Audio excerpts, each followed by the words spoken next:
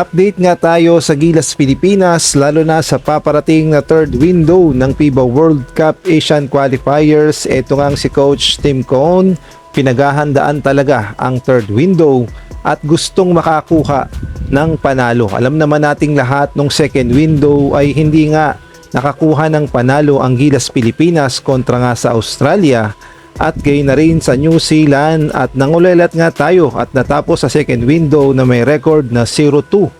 Wala nga tayong naipanalo kahit isa, kaya naman itong si Coach Tim Cone talaga namang gustong makabawi ang Gilas Pilipinas sa paparating na third window at ayon nga sa report magkakaroon ng kabi-kabilang tune-up game ang Gilas Pilipinas bago sagupain ng New Zealand at ang Australia at kinumpirma na nga yan ng NBL New Zealand na maghaharap ang Gilas Pilipinas at gayon na rin itong Franklin Bulls. At mangyayari nga yan sa June 30. At bukod pa nga dito sa Franklin Bulls, may isa pa palang makakaharap ang Gilas Pilipinas at ito naman ang Manawato Jets or Property Broker Jets na isa rin kupunan ng NBL New Zealand.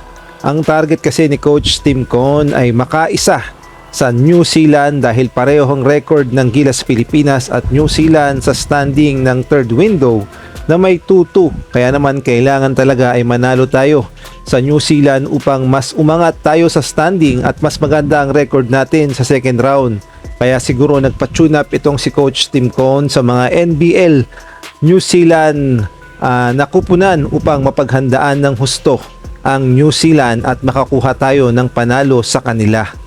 Samantalang sa ibang balita naman, eto ngang si Kai Sotto spotted na lalong gumaganda ang pangangatawan at mukhang may pinaghahandaan talaga at alam naman nating lahat na muling susubok itong si Kai Sotto sa paparating na NBA Summer League at upang makakuha siya ng tsansa na makakuha ng NBA contract, short term man yan o two-way, ang importante ay makasilat si Kai Sotto ng NBA contract kaya naman pinaghahandaan niya talaga ang paparating na NBA Summer League. Sa ngayon nga ay palaisipan pa rin kung sino nga ba na NBA Summer League team ang posibleng kumuha dito kay Kai Sotto.